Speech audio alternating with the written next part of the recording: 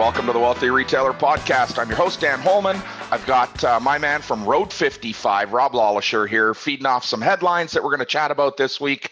We're recording for the week of November 12th. Just get past Remembrance Day here in Canada, Veterans Day. To our crazy neighbors to the south, crazy neighbors in the last couple of weeks. Our fun American neighbors.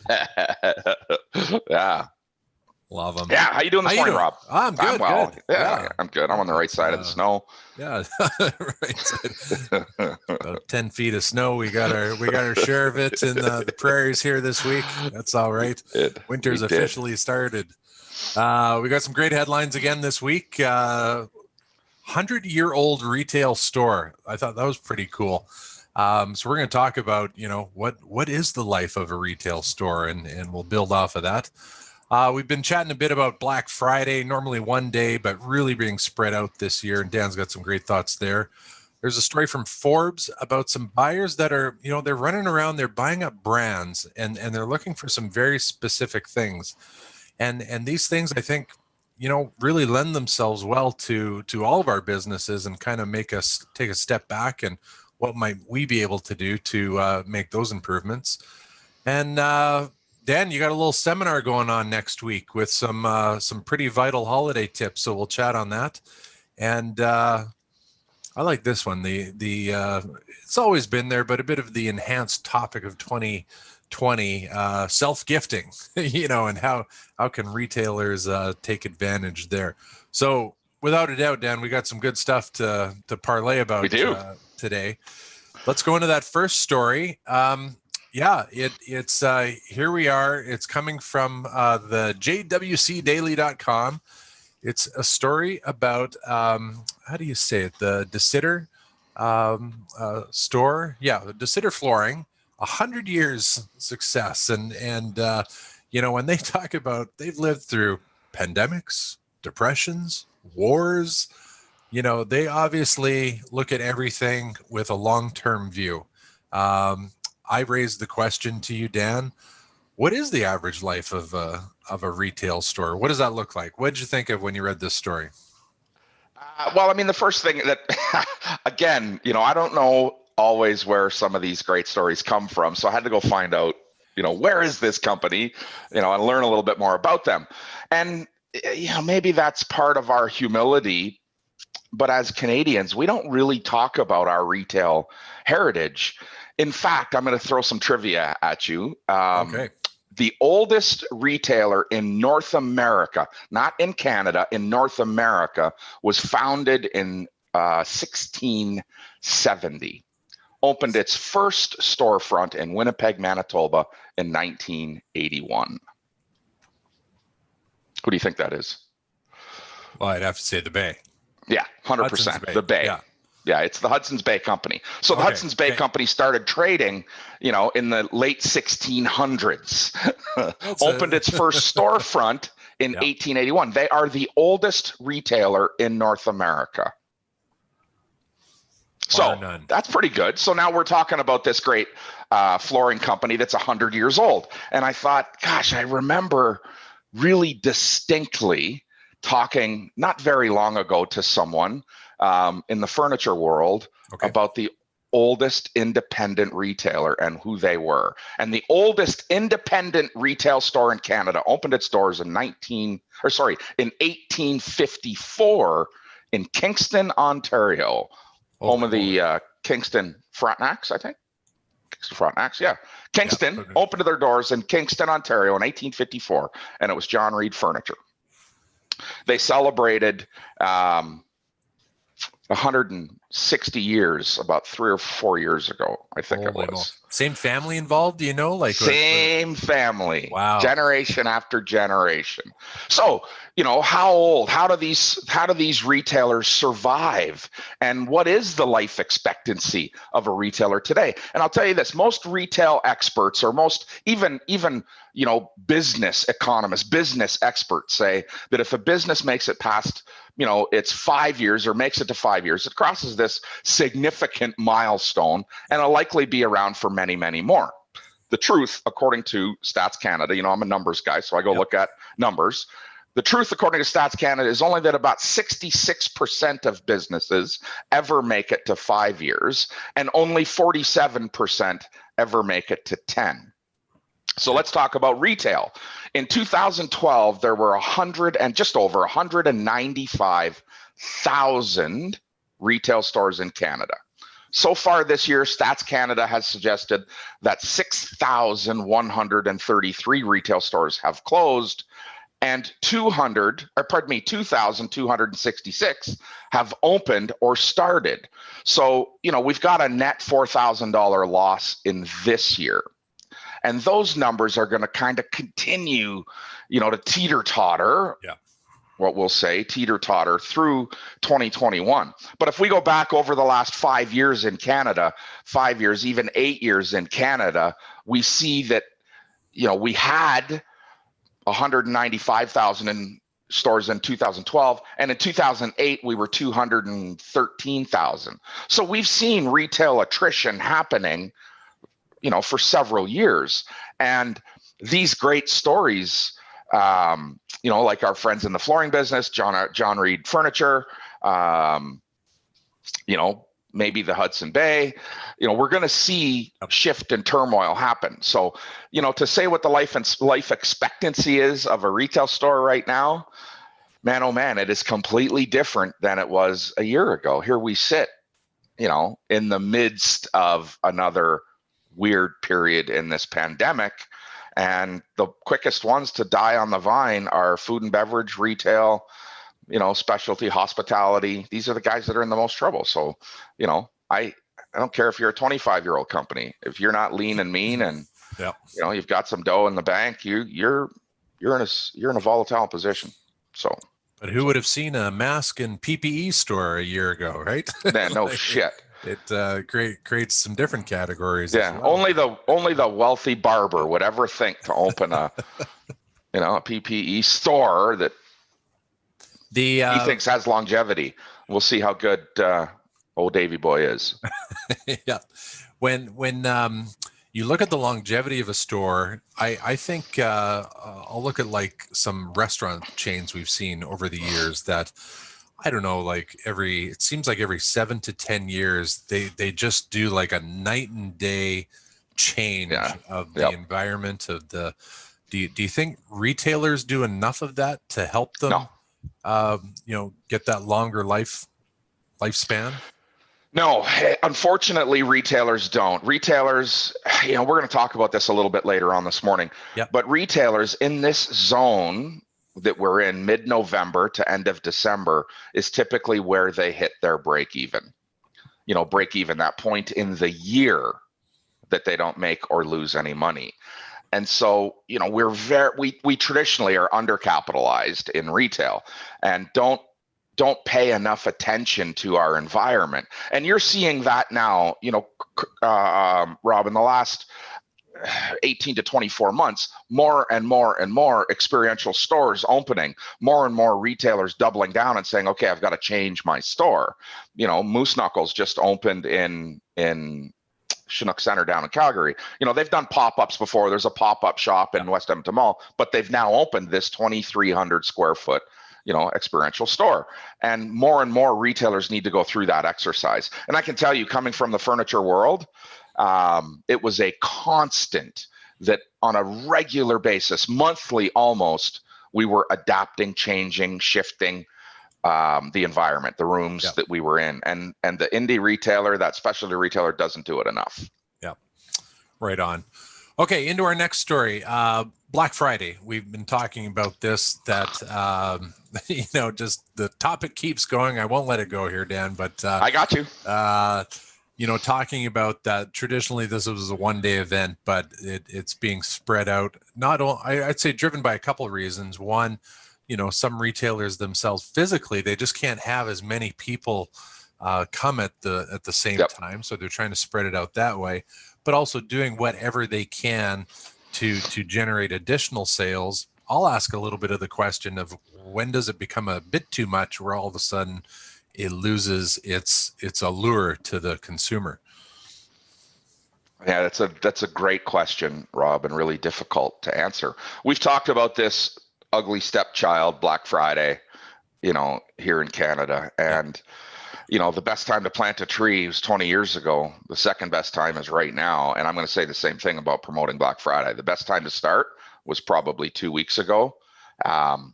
Second best time is right now. And so when does the consumer grow tired of it? The consumer's not going to grow tired of it. The consumer over this next 6 or 7 week period will fill themselves up. And the more and more we use this Black Friday label, the faster she'll get tired of it. Right. And so we have to change our language. 100%. This is not about Black Friday. I'm not saying, we need to be promoting in our store massive discount. We don't need to be 50 to 80% off in our stores right now and screaming Black Friday sales. P.S., one of the biggest electronics companies in Alberta launched Black Friday, Monday,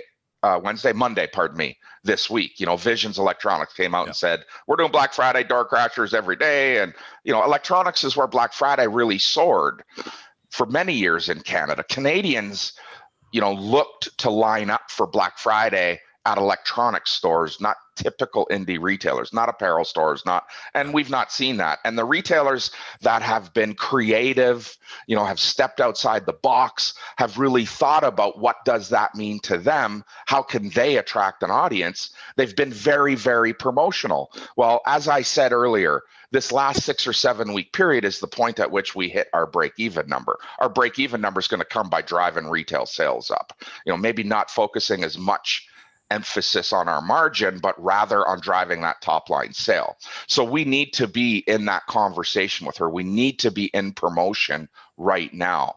Being in that conversation means that we're out there in front of her, being, top of mind, top of her mind, so that when she does take action, her mind isn't overwhelmed with bullshit advertising, electronics door crashers. Get your VCR for $19. You remember those days? You line up to get a $19 VCR. And they're gone 8 seconds later. Yeah. I mean, I can tell you this. I've seen retailers launch, products in the last 4 or 5 weeks and sell 250 items in 11 minutes. I mean, kudos, good on them. But that speaks to that audience's impulsive nature. We've got to be top of her mind. The last 6 or 7 weeks of the year are where we break even. We've got to drive retail.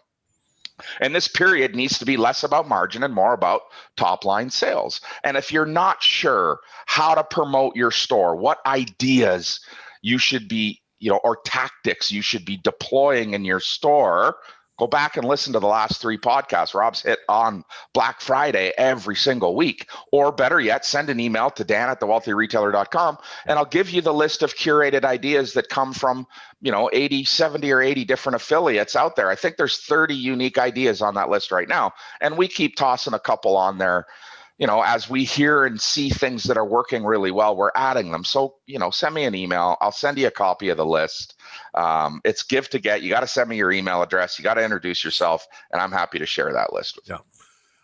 My mind really goes to, and you hit on the point of Black Friday kind of washing itself out, just surely for the fact that everybody uses the exact same term. And I would challenge people to think of, what can you make yours? So it might be the similar spirit, but just down the street from my studio is one of the original brick buildings. One of my dad's old teammate, Bill Comrie, and Midnight Madness sales. He started way back when, and you could say that was a Black Friday sale, but eventually over time, no, that was the brick sale, and right. To whatever your business is, to look for that, put that creative hat on and say let's come up with something that it will do what it needs to do on the sale front, excitement front, but we've in turn created something that is truly ours. And I know it's a little less traveled path, but honestly, one I think will pay off for you. But I think you're right, Rob. You are 100% right. I'm going to tell you that 80 or greater % of the sales you see out there, and our good friends at the Brick, we're no different than anyone else, the need for a sale come comes from a lack of cash. It's not a need for revenue. It's not a need to drive sales. It's a need to drive cash. And if you're not in a strong cash position, you revert to liquidation to generate cash. And that comes from being over-positioned in inventory. That comes from spending too much money in inventory and you're buying. It's from being an aspirational buyer instead of a data-driven buyer. You know, that's going to sell. That's going to sell. Give me 10 of them, and all 10 of them are in the warehouse. And now they're going to sell them for cents on the dollar. That's where those great sales came from. And I promise you, you know, I think I was in the second brick store ever created in Kitchener, Ontario, and and selling $19 door crasher items. I think we talked about the $9 or $19 VCR. You know, those were door crasher items. Let's drive some traffic and then try to convert everybody to 24 or 36 month same as cash purchases on a new dining room suite or living room suite. Well, in retail, we just need to be creative. We just need to be top of mind. And our goal cannot be to drive cash. Driving cash is a consequence of generating that sale. We've got to be promotional. We've got to be, when I say promotional, I'm talking about promoting yourself, not discounting, not cutting your nose off to spite your face. You know, look in your store, buy specifically for these events, and don't use Black Friday as a mechanism to drive cash flow. Use your inventory as a mechanism to drive cash flow. And having the right inventory right now, new inventory right now, is how you capture a sale. It is not, hey, I got a ton of shit from 2 years ago that I'm selling at 20 cents on the dollar. Does she really want something, you know, that's not vintage because it's only 2 years old, but that nobody else wanted 2 years ago? Is that what she wants? No, she wants to know what's on point right now. Right on. It's the same thing that happens in your home. I'm freshening up my home with something new. Okay, folks, remember this podcast is brought to you by Canadian Retail Solutions. Don't believe everything I say about it. Here's a testimonial for you. Canadian Retail Solutions has been a tremendous asset to our business. CRS has helped us get to the next level by reducing inventory levels, increasing sales, and most importantly, increasing profitability. They have become an integral part of our team. And I think that's a real big point when you think about the folks at Canadian Retail Solutions. They're really going to become part of your team. So visit retailbycrs.com. From the latest point of sale software to merchandise intelligence, open to buy plans, and more, they are here to help folks. Okay, Dan, our next story comes to us from, where are we? Forbes. Yeah, that little Forbes site called Forbes. About these this company that is out there shopping for brands, and I know it's the individual brand they're looking for, but they hit on 4 points that they're really looking for, and that is the 4 Ds. They said they want brands that are data-driven, digitized, direct, and non-dependent, and they expanded on that. The non-dependent being, rephrased as controls their own destiny. Pardon. Yep. You are my density. Little Back to the Future throwback there. Anyways, Dan, when you see that quote, what are your thoughts? What can you take from this that a retailer can take and do something with? Well, here's a couple of guys that really have their shit together. This is the Unified Commerce Group. They're out there buying brands, but they're buying brands at a level that meet their criteria. And it doesn't so much matter what kind of a brand it is. These guys are in that retail space and they follow what they call their 4 Ds.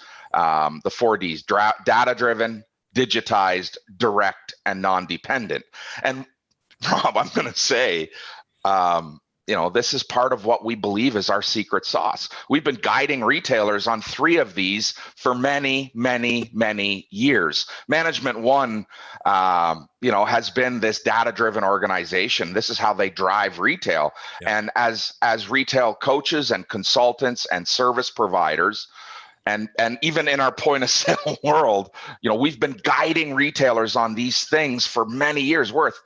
Next month, we're 31 years old. We've been doing this for a long time. It is only in the last 8 or 10 have we added that fourth D, which is digitize. But you've got to be data driven. You've got to be direct to consumer. You've got to be non-dependent on your brands.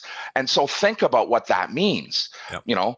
In the apparel market, digitized was not as significant prior to March 2020. It was playing a part, but it was in infancy. And so now we're seeing where digitization, omni-channel experience, synonymous experience levels are really being part of this equation. And certainly the guys at UCG are laying down a pathway. They just purchased Frank and Oak, a store that went bankrupt, or they bought them from bankruptcy earlier in the year, which is a great men's brand. Was a pretty great men's brand, and they're going to revive them. But they looked at these things. Are they data driven? And what does data driven really mean for a retailer? Well, it means that every investment you make, every investment decision, i.e. inventory decision we make, needs to be driven by truth rather than what we believe to be true. I believe it will sell. I believe they're my top performer. I believe. We don't usually interject that word, I believe. We just make this statement. They are my best vendor. Okay, show me why. And I say that over and over again. Show me why they're your best. Show me the data that tells me they're the best vendor in your store. So we do need to be data driven in our stores. And every single investment you make in inventory must come from a place of truth, a place of data. The other D they use, not data driven, but direct.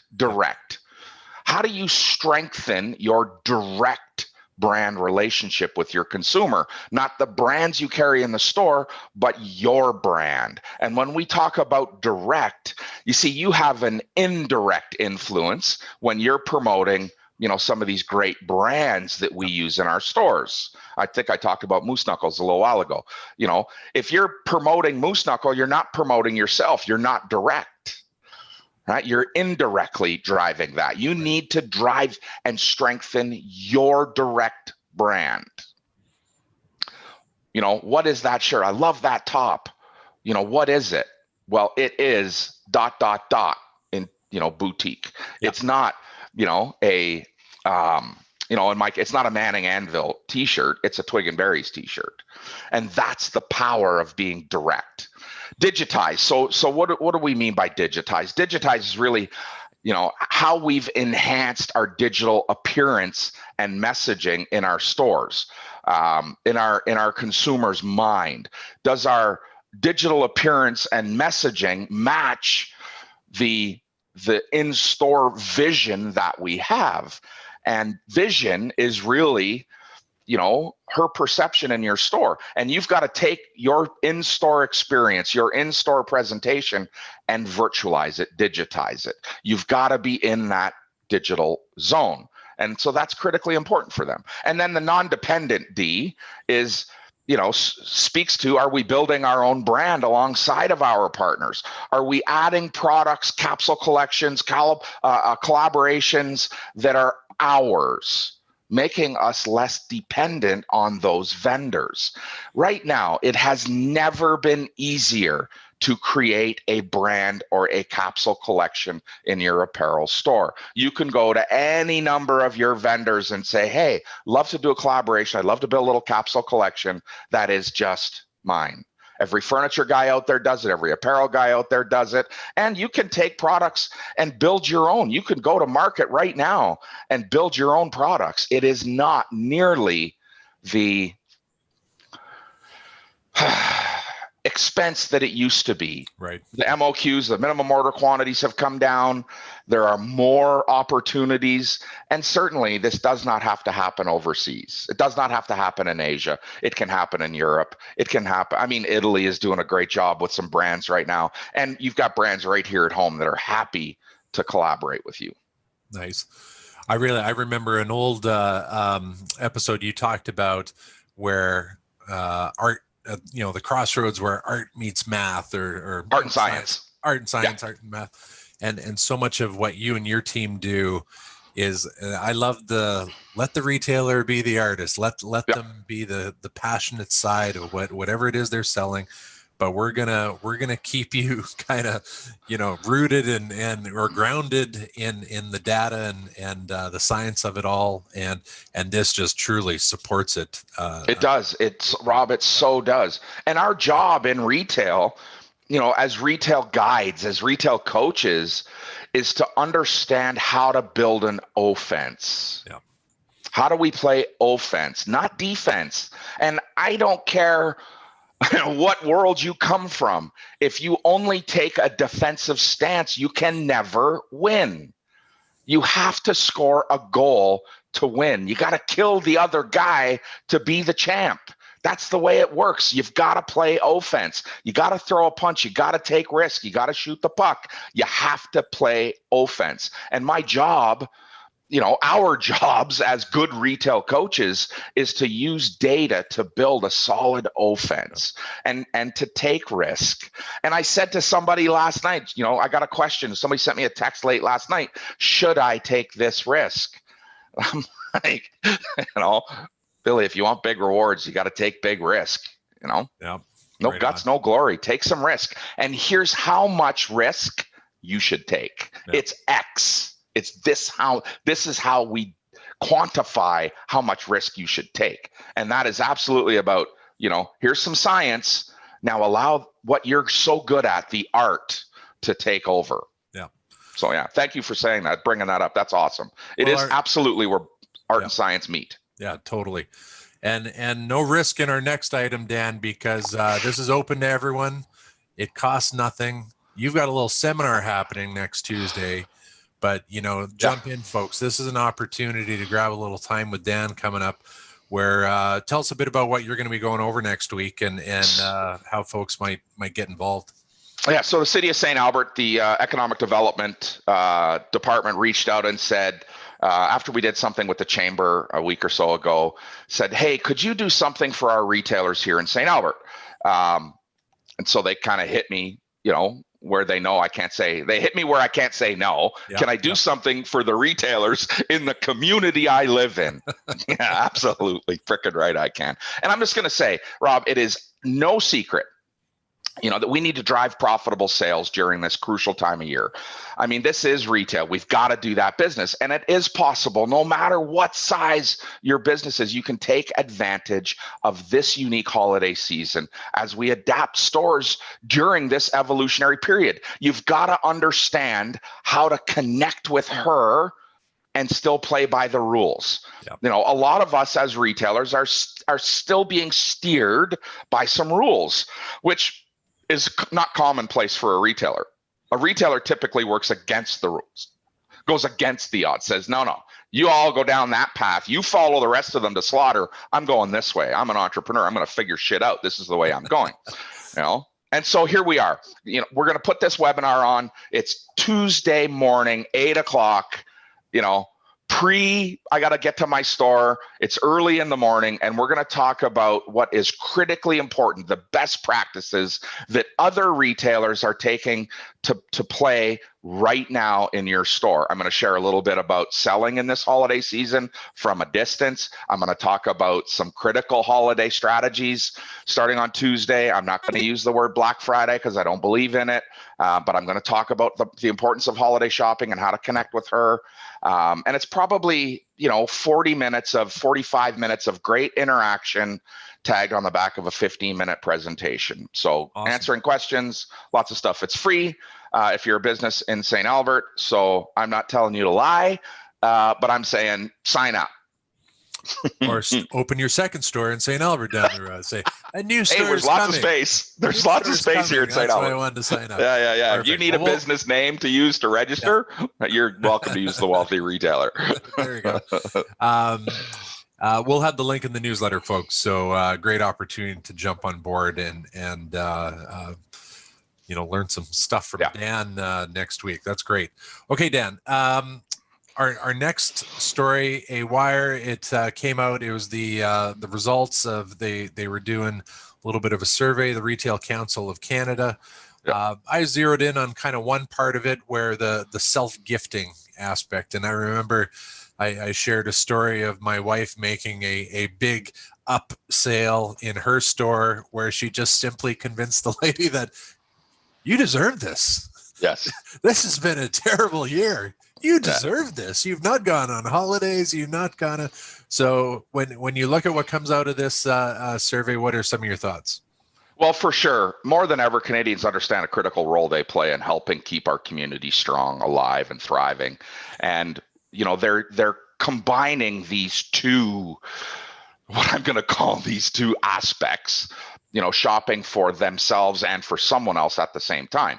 And certainly there is this growing trend towards self-gifting. And one of my favorite retailers, Laura, over at Sweet Boutique in St. Albert, talks about the need for retail therapy on an ongoing basis. She talks to her team about, we are really providing some level of retail therapy. Very few people walk in her store with the intention to buy something for someone else, but they'll line up 25 deep outside to buy themselves something, to give themselves something to make them feel better. And if you are doing this for the right reason, if you're in retail for the right reason, you're here to serve others. You believe in service above self, and your satisfaction comes from enhancing the way she feels, whether it's in your clothing, in your furniture, with your food and beverage, whatever it is. You're changing the way someone feels, and that is in fact about self-gifting.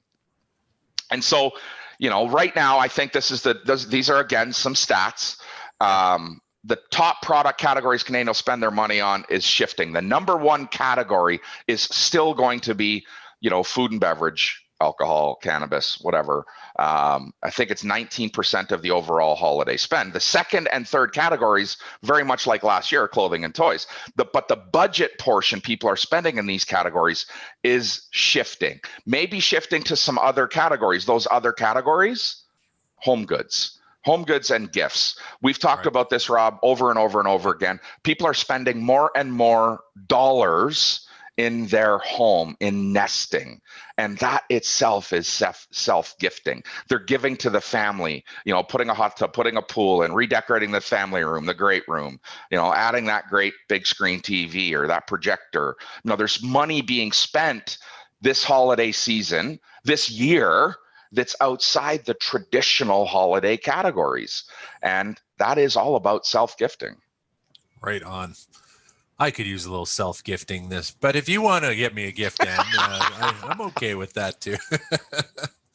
Oh man, all kinds of great stories. And like I said, we'll have the links in the newsletter. In addition, we've got some extra stories that didn't just quite make the cut this week, but as we mentioned, Dan's got that seminar next Tuesday, and we'll have the link there if you want more information on that. A story about an independent bookstore, and it just really talked about how it contributes to the community. And so, posing the question, how does your store contribute to the fabric of the community you're in? And you read this one, and it probably sparks some ideas. A story about I think it was a young lady talking about starting a zero waste initiative that focuses on luxury fashion and environmental sustainability. That was pretty cool. Lightspeed has a new acquisition that moves them as a category leader in complex retail and restaurateurs. So we'll have the story there.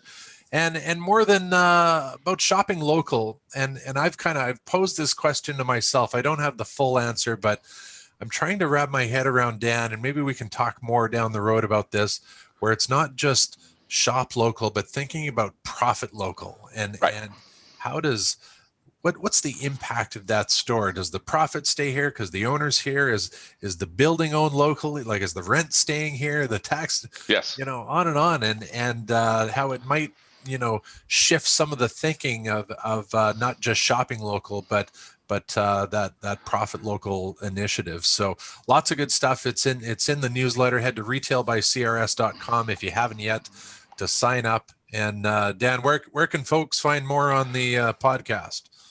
You can hit the podcast on every one of your favorite platforms. Search out The Wealthy Retailer. We're there. Subscribe, comment, share, give us some love. I love reading the comments.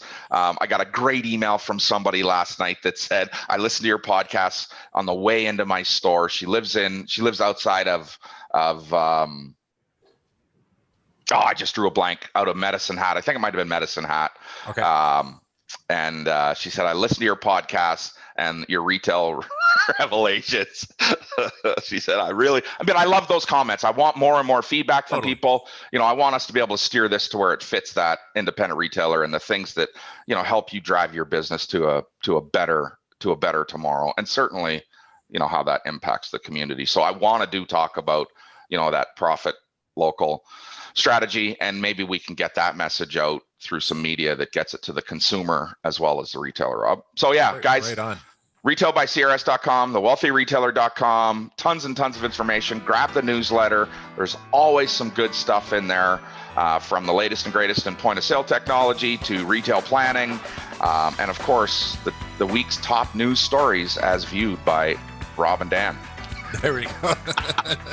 I said they're good, gosh darn it. I said they're good. You got it. Right on. Have a great week, everyone. Happy retailing, guys.